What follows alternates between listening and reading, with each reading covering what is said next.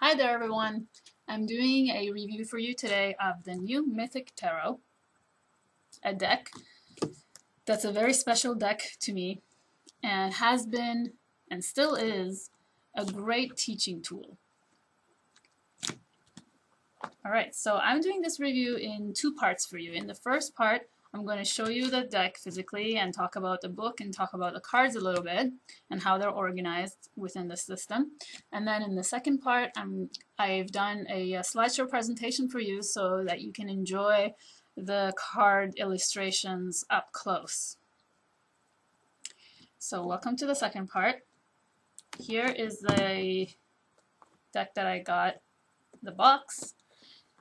This deck is illustrated by Giovanni Caselli, and it's written by Juliet, Sharman-Burke, and Liz Greene. So here's the box. The book that it comes with is not just any companion book. This is a textbook. It's a proper book. It has 256 pages filled with insight and knowledge and information on the cards, and it is one of the very few companion books that in my whole collection I would say that I really loved and enjoyed reading. It's beautifully written and well written. Both Juliet Sharman-Burke and Liz Greene are astrologers and psychologists. Liz Greene is a renowned and legendary astrologer and psychological astrologer. Those of you who are familiar with astrology most definitely have heard of her. She has published many books, published and written many books, done many seminars and lectures. She is an amazing lady, has so much knowledge, and we're lucky to have her join in with Juliet Sharman-Burke, who has studied tarot for 30 years and is also a psychological astrologer. And so this book, you know, is written very profoundly. It's very insightful, very rich, full of things you can learn from. Whether you are a beginner or someone who is very familiar with tarot, this can be very helpful. If you're a beginner, it can, like me, I started with this deck. It can really introduce you to some very useful ways of learning the tarot system. Of course, it's not the only way, as Liz and Juliet both mentioned. But it's a really good visual way with the stories that can help you remember the tarot instead of just memorizing things. And if you're familiar with tarot, it can give you really in-depth insight into the psychology of the cards and also the archetypes. And if you're interested in myth, just myth alone, even if you're not interested in tarot at all, this is a really great book in itself because it really goes through the Greek mythology in depth. As I'll show you in a moment, the cards are illustrated with the myths in Greek mythology, the mythic figures in Greek mythology. Okay, so this book, and then these are the cards in here.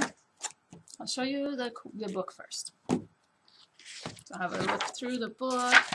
You can see that there is introduction, a very full introduction on the major arcana, the history of tarot. Then you'll go into the cards, the major arcana cards. There will be some intro about the card and why they chose the mythic figure in the card, why it was represented as such, keys for you to remember it visually, description about the myth, and then a divinatory description by Juliet to how to use this in a particular reading. And then once we have all the major arcanas in full detail, we go into the minor arcana, So as you can see, this is like a textbook. I mean, it's so full of enriching information and knowledge. Then about the cards, about spreads, about how to use the cards, and more information about spreads, and some notes in the back. I mean, some space for notes in the back. Further reading, there you go. That's the book. Highly, highly recommend this deck only for the book, if not only for the book itself. Then we come to the deck. The cards. Quality of the cards, very good. Cards are pretty nice cardstock. They're very plain in the back. As you can see, just simple plain purple with a little border here with the 4 elements illustrated. Sword, Pentacle, Wand, Cups. These cards are really colorful. You have very vibrant colors here. You will see better in the slide presentation. So to start off, the Major Arcana, and as you can see, on top, you've got the title of the Major Arcana, but you do not have any numbers. They are not numbered. And so there is no particular order, really. Now, Liz Greene explains in the book that the reason for that was that because when the cards were first introduced in the Renaissance times, they were not numbered. So they wanted to keep that tradition. But the order that Liz and Juliet have chosen to follow is listed as such here in the beginning of the book. So you have a story here, and they tell you in the book why they've chosen this path. But the idea with not having numbers is that there is no order for following these particular archetypal energies in our lives that we as individuals could start at any point, and because we're all different, we could start at anywhere in basically in the sequence of life. There is no order, so we could end up anywhere, and there is no beginning and end. It's like a circle. So that's sort of the idea behind it, which I really like. And so the Major Arcana, they are symbolized by mythic figures. So one mythic figure generally, or one particular story. So for example, here in the Lovers, it's the story of Paris and how he has to choose between the 3 goddesses. So they are all, this one here is the Chariot, and they're not to be confused with astrological associations of the Rider-Waite system. For example, here you have the Chariot, and it's not associated with Cancer, which is typically what Rider-Waite Smith decks are associated with. This is actually associated with the planet Mars. And then you have here the Tower, and the Tower is generally associated with Mars, but here you've got Poseidon, and Poseidon is not the, well, Poseidon is Neptune, and Neptune is not the ruling planet of Mars, it's for Pisces. So as you can see, it varies. And that was a bit confusing at first for me because I really like the astrological associations with tarot. But as they mention in the book, this is just mythological stories and not to be confused with astrology. So, for example, the Emperor, if I can find it, is, yeah, right here. This is Zeus, and Zeus is Jupiter. Jupiter in the Rider-Waite Smith deck is associated with the Wheel of Fortune, whereas the Emperor is associated with Aries. So very different system. But it's great because it just gives you a different way of looking at tarot. And what I love in my learning tool belt is just adding different systems to my knowledge, so I can just gain more and more wisdom and be able to have different ways of associations, different stories linked in with the cards. Some you can associate, like for example the sun, and this is Apollo, the sun god. And that's the major arcana. The minors are slightly different, as they have their own story within the whole suit. The aces each begin with a mythological figure starting the suit, beginning the suit. So as you can see here, all the aces have a figure in them.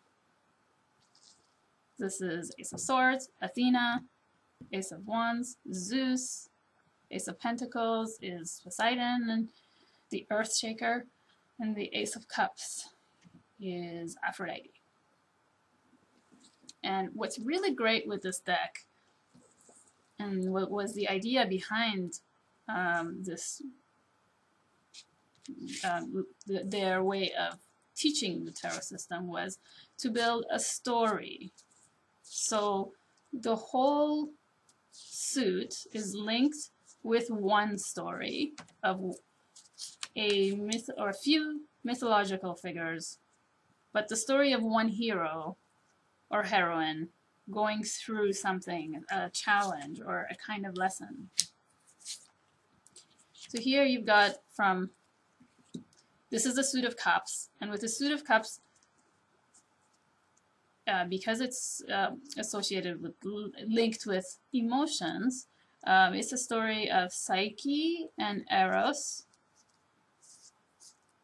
and starts off with Aphrodite for Ace of Cups, and then it tells the story of Psyche going through her challenge of love and the ups and downs of what she went through. So it's like a storyline, and what's great about this is that once you understand the story, then anywhere within this storyline, if you look at a card, then you can remember at what point of the story this card belonged to. So right away, instead of memorizing keywords, just a list of keywords, you know what's going on in the story, and you know what kind of emotions were going on here, what kind of lessons. And so understanding a story, a visual story in our mind, is usually easier to access. It goes deeper in our mind to access than just memorization of keywords with no feelings attached to them and no memory of a pattern attached to it. So this is what the idea was, and that's how they wanted to teach the tarot system. So they go through a from Ace to 10, it's following the story of this heroine or hero. And then with the court cards also related to that story, you'll get kings and queens and then other related mythological figures, which you will learn about as you read the book. I spent a whole year learning with this deck, and it was, every minute of it was precious. And I still refer to this deck as a learning and a teaching tool. I have to say that I haven't used this deck really for readings for clients. It's mostly been my own learning tool. And I just love the cards because they're so full of life. They are so colorful. The artwork is great. The only one itty bitty not so positive thing I have to say about these cards for me personally is that I don't really love the facial expression of the court cards. To me, court cards are all about personality, and so they are, to me, they need to be very expressive, and I find these faces so almost dead. I mean, I can't, not sure if you can see from that close, but the faces of especially king and queens of these, all of these suits are so depressing, almost depressing. Like they just look like they're gonna cry. You can't really see it here, but maybe if you pay attention in the slideshow, you'll be able to notice. they look sad. They don't have the when you read the descriptions, and from just working with the cards, you'll notice that the kings and queens especially are just, I don't know. Anyway, that's the only issue I have with this deck, and so that's kind of, to me, that's a little bit of maybe the reason why I haven't used them so much. But other than that, this is a deck that is very dear to my heart, and it's one of my earliest decks after the Rider-Waite-Smith deck, the Universal Rider-Waite-Smith that I have. And I've learned a lot from Liz Greene. I respect her very, very much. And if you have a chance to get a copy of that book, because I know they do sell on Amazon. I got this on Amazon, and it was not expensive at all. But I have seen, the reason why I did this review is because I wanted to talk particularly about the book, because I checked out other reviews on YouTube, and they were just mostly focusing on the cards. But and then I did notice that you can get just the cards with a little book. But I don't know how I lucked out. Mine was, I didn't even know. I just placed the order for Mythic Tarot, and this one came to me. And I really, really think it was a great deal. I don't remember exactly how much it was, but so that was pretty much my review for this. I didn't want to make it too long. If you don't already have this deck, if you're interested in mythology, the Greek mythology, if you like to learn more about Greek mythology, and if you like to just deepen your knowledge of tarot and learn the psychological, like I said, deeper psychological roots of all the faces we see on tarot, and just have another way to link your learning, have cues for learning, and not even learning, but just familiarizing yourself with the stories going on within each card, then I would suggest that you add this to your collection. Thank you so much for watching my video, and see you in the next videos. Take care. Ciao.